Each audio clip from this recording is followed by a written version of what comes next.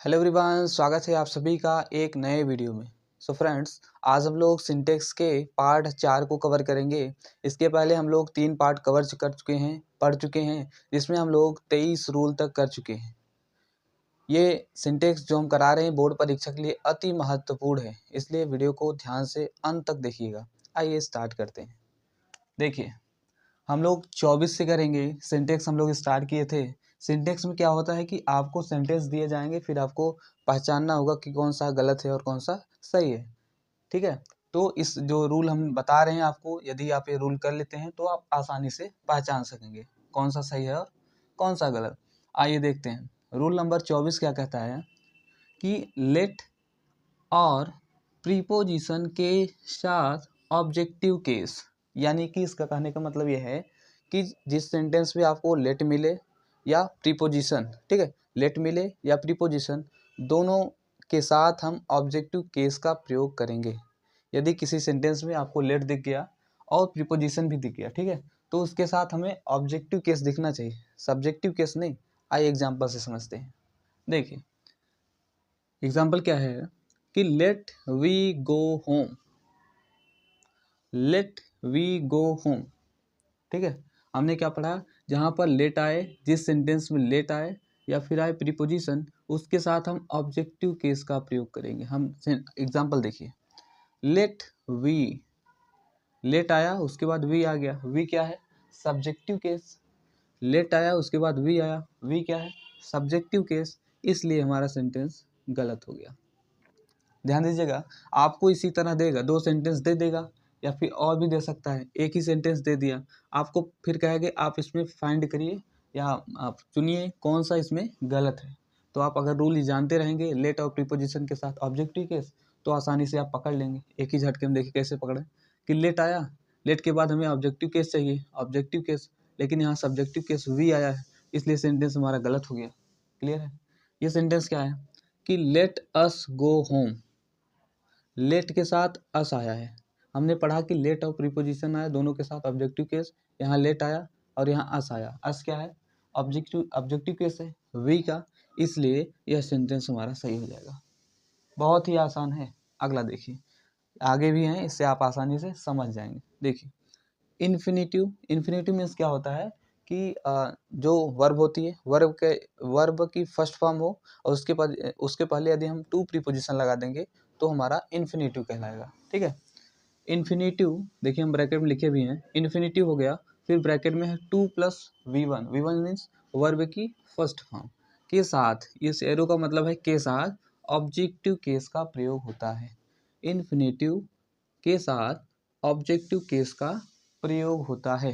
ठीक है, इन्फिनेटिव हमने आपको बताया वर्ब हो, वर्ब की फर्स्ट फॉर्म हो और उसके जस्ट पहले प्रीपोजिशन टू का प्रयोग हो, तो उस कंडीशन को हम कहते हैं इन्फिनेटिव।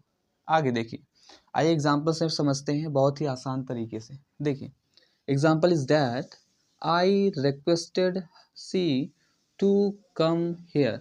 पहले आपको पहचानना पड़ेगा कि इसमें इन्फिनेटिव है कहाँ, इन्फिनेटिव कहाँ है, यहाँ देखिए 2 + कम, कम क्या है, वर्ब की फर्स्ट फॉर्म, उसके पहले टू है तो इन्फिनेटिव हो गया।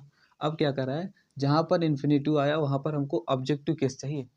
अब देखिए इसमें ऑब्जेक्टिव या सब्जेक्टिव केस है कहाँ, इसके साथ आना चाहिए, इसके साथ ही आएगा। ये देखिए, इसके पहले आया क्या, सी। हमने पढ़ा कि इन्फिनेटिव के साथ क्या आएगा, ऑब्जेक्टिव केस, और यहाँ पर क्या आया, सब्जेक्टिव केस सी, इसलिए हमारा सेंटेंस गलत हो गया। पहले आपको पहचानना है कि आपको सेंटेंस में दिया क्या है। अगर लेट दिया है तो उसके साथ ऑब्जेक्टिव केस ढूंढना है सही के लिए, और उसी प्रकार अगर इन्फिनेटिव दिया है तो उसके साथ हमें ऑब्जेक्टिव केस ढूंढना है। ठीक है, ये सी क्या है, ये सब्जेक्टिव केस है, इसका ऑब्जेक्टिव केस क्या होता है, हर होता है। आगे देखिए, I requested her, I requested her to come, देखिए ये हमारा क्या है, इन्फिनेटिव है। इसके पहले देखिए, इसके साथ हमें क्या चाहिए, ऑब्जेक्टिव केस चाहिए। ऑब्जेक्टिव केस क्या है, हर है, मिस हो गया था हेयर के लिए, तो कोई बात नहीं, ये हर है, HER। सी का ऑब्जेक्टिव केस हर है। हमने रूल में पढ़ा कि इन्फिनेटिव जहाँ है और उसके साथ ऑब्जेक्टिव केस, जहाँ इन्फिनेटिव वहाँ ऑब्जेक्टिव केस, तो यहाँ इन्फिनेटिव है, ये टू है, ये वर्ब की फर्स्ट फॉर्म है, इसके साथ आया क्या, ऑब्जेक्टिव केस, सी का ऑब्जेक्टिव हर है, इसलिए हमारा सेंटेंस सही हो गया। बहुत ही आसान है। आगे देखिए, जीरंड, जीरंड क्या होता है? जीरंड वह अवस्था है जब आपको कोई वर्ब हो, वर्ब की फर्स्ट फॉर्म हो, फिर आप उसमें आईएनजी लगा देंगे तो हमारा जीरंड होगा। ठीक है, जीरंड उसको बोलते हैं। जहाँ जीरंड आ जाए वहाँ भी क्या यूज करेंगे? Objective case. जहाँ जीरंड आ जाए यानी वर्ब की फर्स्ट फॉर्म हो और उसमें आईएनजी फॉर्म हो, ठीक है, उसके साथ आईएनजी लगाओ तो वो अवस्था जीरंड की होती है। उसके साथ भी हम ऑब्जेक्टिव केस का प्रयोग करेंगे। एग्जाम्पल के माध्यम से समझते हैं। एग्जाम्पल इज दैट, एग्जाम्पल क्या है? Talking she was not pleasant. हमने क्या पढ़ा? जीरंड। जीरंड क्या होता है? वर्ब हो उसके साथ आईएनजी हो। इसमें बताइए कहाँ है वर्ब? वर्ब कहाँ है? वर्ब टाक वर्ब है, इसके साथ आईएनजी लगा है। टाकिंग टाक वर्ब है यानी बात करना, बोलना, ठीक है। टाक उसके साथ आईएनजी लगा है, देखिए आईएनजी, तो ये हमारा जीरंड हो गया। जीरंड हो गया तो इसके साथ हमको क्या करना? ऑब्जेक्टिव केस चाहिए। और इसके साथ क्या आया? देखिए सी आया है। सी क्या है? सब्जेक्टिव केस, इसलिए हमारा सेंटेंस गलत है। समझ में आया? फिर से देखिए, जीरंड है, ठीक है, जीरंड के साथ हमने पढ़ा ऑब्जेक्टिव केस। और हमने एग्जाम्पल देखिए, हमें मिला क्या? टॉकिंग, फिर उसके साथ सी मिला। सी क्या है? पहली बार टॉकिंग हमारा जीरंड है, 2+V1 है, 2 प्लस वर्ब की सॉरी 2 प्लस सॉरी वर्ब है प्लस आईएनजी है, ठीक है। उसके साथ हमें क्या दिखा है? हमें चाहिए ऑब्जेक्टिव केस, लेकिन इसमें दिया गया है सब्जेक्टिव केस, इसलिए ये गलत है। अगला देखिए, यहाँ टॉकिंग है, यहाँ क्या है? हर है, ऑब्जेक्टिव केस है, इसलिए हमारा सही हो जाएगा। जीरंड प्लस ऑब्जेक्टिव केस, हमारा सेंटेंस सही हो जाएगा। अगला देखिए, 27 नंबर क्या कहता है कि भाई जहाँ पर आपको जिस सेंटेंस में एज आए या देन आए, एज आए या देन आए, उसके साथ हम यूज करेंगे सब्जेक्टिव केस। ये जितने भी हैं, जितने भी रूल हैं, ये बोर्ड परीक्षा में रिपीटेड है। इन्हीं से प्रश्न आते हैं, हर बार आते हैं, ठीक है। इस बार भी इसी से ही आएंगे, बाहर नहीं आते इससे, ठीक है। जितने भी हैं ज़्यादातर वही हैं जो बोर्ड परीक्षा में रिपीटेड हैं, पिछले साल आए हैं, वही सब इसमें रूल में हैं। हमने 27 नंबर में क्या देखा कि जहाँ पर हमको एज मिल जाए या देन मिल जाए, जिस सेंटेंस में एज मिले या फिर देन मिले, दोनों में से एक ही मिलेगा, तो उसके साथ हम यूज करेंगे सब्जेक्टिव केस, ठीक है। आइए एग्जाम्पल देखते हैं। He is taller than me. हम लोग कई बार बोलते हैं he is taller than me, but हम लोग जानते ही नहीं कि जहाँ पर आपको एज मिल जाए या देन मिल जाए उसके साथ सब्जेक्टिव केस लगाते हैं, ऑब्जेक्टिव केस नहीं लगाते। ही इज टॉलर दैन आई, यहाँ देखिए दैन है, इसके साथ आई है, ये दैन है, इसके बाद ये क्या है? आई, सब्जेक्टिव केस, इसलिए हमारा गलत है। ये गलत क्यों हुआ? ये मी है, आई का ऑब्जेक्टिव केस, इसलिए गलत हो गया। यहाँ दैन था, ये ऑब्जेक्टिव केस था, इसलिए गलत था, ये सही है। ये हमने 27 तक किया, ठीक है। ध्यान से आप लोग देखिएगा, बहुत ही आसान है सिंटेक्स, कुछ नहीं, वीडियो देखते ही आपको यहाँ से पूरे 4 नंबर, जितने भी 3 या 4 नंबर का सिंटेक्स आता है वो आपका यहाँ से क्लियर हो जाएगा। आइए देखते हैं अगला, रूल नंबर 28 क्या कहता है?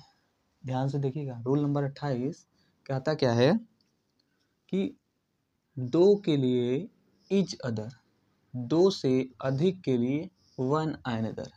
इसका मतलब पहले समझिए, दो के लिए इच अदर, दो से अधिक के लिए वन अनदर। देखिए, जिस सेंटेंस में दो सब्जेक्ट हो, दो लोग काम करने वाले हो, जिस सेंटेंस में दो कर्ता हो, दो सब्जेक्ट हो, वहाँ पर हम इच अदर का प्रयोग करते हैं।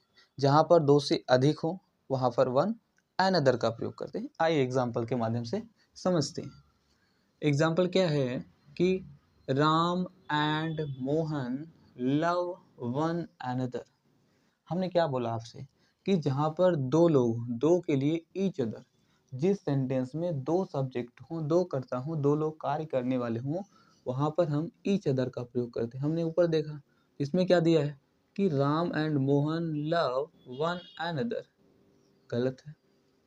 हमने पढ़ा दो के लिए जिसमें दो सब्जेक्ट आए, राम आया मोहन आया, तो यहाँ पर वन अनदर दिया है, ये इसलिए गलत है। हमको क्या चाहिए? हमको चाहिए ईच अदर। हमको क्या चाहिए? दो के लिए ईच अदर। ये क्या है? राम एंड मोहन, दो सब्जेक्ट आ गया, फिर है लव ईच अदर, देखिए ईच अदर इसमें आ गया, इसलिए हमारा सेंटेंस सही हो गया। इस पे कुछ है नहीं है, आपको बस यही एक बात ध्यान देना है कि जिस सेंटेंस में दो कर्ता आए, दो सब्जेक्ट एक साथ आए, ठीक है, और उसके बाद तब उसमें हम ईच अदर का प्रयोग करेंगे। अगर दो से अधिक आ जाए, 3 लोग आ जाए, राम श्याम मोहन 3 लोग आ गए, तो वहाँ पर वन एन अदर का प्रयोग करें। अगला देखिए, अगला क्या है कि Rita Sita and Gita love each other. हमने क्या बताया आपको, जहाँ पर दो आए वहाँ ईच अदर, जहाँ पर 3 सब्जेक्ट आए, 3 लोग आ जाए, वहाँ पर वन एन अदर। यहाँ रीता है, सीता है, गीता है, लव ईच अदर दिया है, 3 लोग हैं और ईच अदर दिया है। हमने पढ़ा है जहाँ पर दो लोग हों वहाँ ईच अदर होता है, ईच अदर का प्रयोग होता है। यहाँ पर 3 लोग हैं, ईच अदर का प्रयोग हुआ है, इसलिए सेंटेंस गलत हो गया। आपको ऐसे ही सेंटेंस मिलेंगे परीक्षा में। आपको 2 सेंटेंस दे दिया जाएगा या आपको यही सेंटेंस दे दिया जाएगा, फिर पूछेगा आपको इसमें क्या गलती है, फाइंड करिए भाई। 4 ऑप्शन बना देगा, एंड गलती है या कोई भी आपको 4 ऑप्शन बना के दे देगा, फिर आपको फाइंड करना पड़ेगा क्या गलती है, या आपको यही कह देगा कि आप इसको सही करके एक नया सेंटेंस बना के लिखो भाई, कुछ भी कह सकता है। हमने इसमें देखा क्या, 3 लोग थे, ईच अदर का प्रयोग हुआ है, इसलिए गलत हो गया। अगला सेंटेंस है Rita Sita and Gita love one and other. एक है रीता, एक है सीता, एक है गीता, 3 लोग हैं, इसके साथ वन अनदर आया। हमने वही पढ़ा कि 2 से अधिक जहाँ पर आ जाए वन अनदर, इसलिए हमारा सेंटेंस सही हो जाएगा। यहाँ तक क्लियर है। 2 के लिए ईच अदर, 2 से अधिक के लिए वन अनदर, कितने भी आ जाए, 4 आ जाए, 5, वन अनदर का ही प्रयोग करेंगे। अगला देखिए, ये बहुत ही इंपॉर्टेंट है, इससे तो कई बार आए प्रश्न, यही सेम टू सेम। यदि किसी सेंटेंस में तीनों पर्सन एक साथ दिए हों और वो गुड सेंस यानी अच्छे संदर्भ में हो तो 231 पी मीन्स पर्सन, ठीक है, और बैड सेंस में हो तो 123 पी नियम का प्रयोग करते हैं। देखिए इसका क्या मतलब है, इससे जो रूल है इसका मतलब है कि जब आपको किसी सेंटेंस में तीनों person, first person, second person, third person, तीनों पर्सन एक साथ दिया हो, ठीक है, और वह गुड सेंस में हो, यानी तीनों जो है सेंटेंस में बताया जाए, हाँ, राम एंड सॉरी आई बता दे, आई कॉमा करके यू एंड मोहन, ठीक है, तीनों हो गया, फर्स्ट सेकंड थर्ड पर्सन। फिर बता दिया आर जीनियस, जीनियस ये अच्छे संदर्भ में हो गया। तो इनके साथ हम क्या यूज़ करेंगे, इनका एक पैटर्न होता है। पैटर्न मीन्स जब तीनों पर्सन एक साथ हों, ठीक है, तो और यह गुड सेंस में हो यानी अच्छे संदर्भ में हो, तो उनके साथ हम 231 पहले सेकंड पर्सन, यहाँ पे लिखा है देखिए, पहले सेकंड पर्सन, फिर थर्ड पर्सन, फिर फर्स्ट पर्सन, इस क्रम के अनुसार हम लिखते हैं। इस रूल का यही मतलब है। यदि ध्यान दीजिएगा, यदि तीनों पर्सन एक साथ हों, गुड सेंस यानी अच्छे संदर्भ में हो, तो 2 3 1 231 याद करने के लिए 231 पी मीन्स पर्सन, पहले सेकंड पर्सन, फिर थर्ड पर्सन, फिर फर्स्ट पर्सन का प्रयोग करते हैं। और यही अगर आपको बैड सेंस में आ जाए, ठीक है, अभी एग्जांपल हम लोग करेंगे, आसानी समझ में आएगा। अगर बैड सेंस में आ जाए, बैड सेंस मतलब किसी क्राइम की बात हो, तीनों सेंटेंस हो, तीनों first person, second person, third person तीनों यूज हो, और उसके साथ आपको बैड स्थिति बताई जाए, ठीक है, बता दिया जाए आई फिर कॉमा करके you and he are criminals, तीनों क्रिमिनल्स हो गए, तो तीनों को बैड सेंस में दिखाया गया, बुरे संदर्भ में, तो इनके लिए हम 1 2 3 यानी 123 पी पहले फर्स्ट पर्सन, फिर सेकंड पर्सन, फिर थर्ड पर्सन का प्रयोग करते हैं। अभी तो आपको हम ऐसे ही बता दिए, आइए एग्जांपल से समझते हैं आसान तरीके से। देखिए क्या है, पहला एग्जांपल क्या है कि you I and he are criminals. अब ध्यान दीजिएगा, आपको बस यही ध्यान देना है, पहले गुड सेंस, पहली बात देखिए आप इसमें तीनों पर्सन यूज है, ठीक है, पहला काम हो गया। फिर आपको देखना ये गुड सेंस में अच्छे संदर्भ में या बैड सेंस बुरे संदर्भ में। अब बताइए, पहली बात इसमें तीनों पर्सन यूज हुए हैं। फिर इसमें कह रहा है क्रिमिनल्स, क्रिमिनल्स क्या आता है, अच्छा काम है, क्राइम करना अच्छा काम, नहीं बैड है, यानी बैड सेंस में आ रहा है, गलत संदर्भ में आ रहा है क्रिमिनल्स, इसलिए हम कौन सा रूल लगाएंगे, जब बैड सेंस में आए तो हमको 123 लगाना है। 123 का मतलब पहले फर्स्ट पर्सन, फिर सेकंड पर्सन, फिर थर्ड पर्सन। देखिए फर्स्ट पर्सन क्या है इसमें, देखिए फर्स्ट पर्सन क्या है, यू क्या है, सेकंड पर्सन, आई इसमें फर्स्ट पर्सन, ये हमारा थर्ड पर्सन, ये फर्स्ट, ये थर्ड और ये सेकंड। आपको इसी क्रम में इसको बनाना है। देखिए नीचे बना है, पहले फर्स्ट पर्सन आया, फिर सेकंड पर्सन आया और उसके बाद थर्ड पर्सन आया, आर, फिर क्रिमिनल्स। ये इसलिए हमारा सेंटेंस सही हो गया। हमने आपको बहुत आसान तरीके से समझाने का प्रयास किया, और नहीं समझ में आएगा तो फिर से आप देख लीजिएगा। फिर हम एक बार प्रयास करते हैं। देखिए आपको तीनों जो है, तीनों पर्सन एक साथ दिए होंगे। यदि अच्छे संदर्भ में आए, कुछ अच्छा उन तीनों के विषय में कुछ अच्छा बताया जाए, ठीक है, तो हम 2 3 1 पहले सेकंड पर्सन, फिर थर्ड पर्सन, फिर फर्स्ट पर्सन का प्रयोग करते हैं। इस ऑर्डर में तीनों मतलब सेंटेंस में तीनों जो है सब्जेक्ट को एक साथ अरेंज करेंगे। 231 पी जब अच्छे संदर्भ में हो, जब वही बैड सेंस में हो तो 123 पी का प्रयोग करते हैं। ठीक है, आइए अगला एग्जाम्पल देखिए। अगला क्या है, आई, ही एंड यू आर जीनियस। पहले फर्स्ट पर्सन, फिर ही थर्ड पर्सन, फिर यू सेकंड पर्सन। हमने पढ़ा कि जब जगह जीनियस आ गया, ये अच्छे संदर्भ में गुड सेंस दे रहा है। ठीक है, तो गुड सेंस के लिए हमने पढ़ा, पहले 2 लगेगा, 231 पढ़ा, पहले सेकंड पर्सन, फिर थर्ड पर्सन, फिर फर्स्ट पर्सन। और इसमें क्या यूज हुआ भाई, पहले फर्स्ट पर्सन आ गया, फिर थर्ड आ गया, यानी 1 आ गया, 3 आ गया, 3 आ गया, ये 2 आ गया। हमने इसको पढ़ा ही नहीं है। जब हमने पढ़ा कि अगर अच्छे संदर्भ में आए तो हमें 2 3 1 चलना है। इसमें क्या है, 1 2 1 3 2 है। हमको क्या करना है, पहले 2 लगाना है, पहले यू 2 लगाना है। देखिए 2 लगा है, ठीक है। फिर हमको क्या लगाना है, 3 लगाना है। 3 मतलब तीसरा पर्सन, तीसरा क्या है, थर्ड पर्सन ही है। फिर उसके बाद फर्स्ट पर्सन आई लगाना है, और उसके बाद आर जीनियस लगा है। इसलिए हमारा सेंटेंस सही हो गया। बहुत ही आसान है, इससे आसान तो हमें नहीं लगता कि कोई बताएगा। फिलहाल आगे देखते हैं। अगला है आई एंड यू आर जीनियस।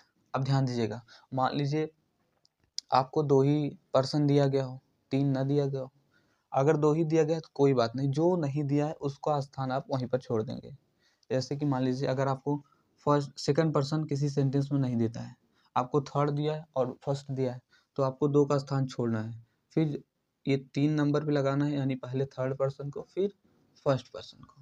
आइए देखते हैं एग्जाम्पल। देखिए आई एंड यू आर जीनियस। पहली बात देखिए, जीनियस है, अच्छे संदर्भ की बात की रही, जीनियस में अच्छाई हो रही, किसी भाई बड़ाई कर रहे हैं तो अच्छे संदर्भ में है, जीनियस है। तो इसके साथ हमको लगाना है 231। आप देखिए आई है और यू है, इसमें फर्स्ट पर्सन है और सेकंड पर्सन है। फर्स्ट पर्सन सेकंड पर्सन है, ठीक है। तो इसमें थर्ड पर्सन नहीं है, थर्ड पर्सन नहीं है, थर्ड पर्सन काम यहाँ पर नहीं है।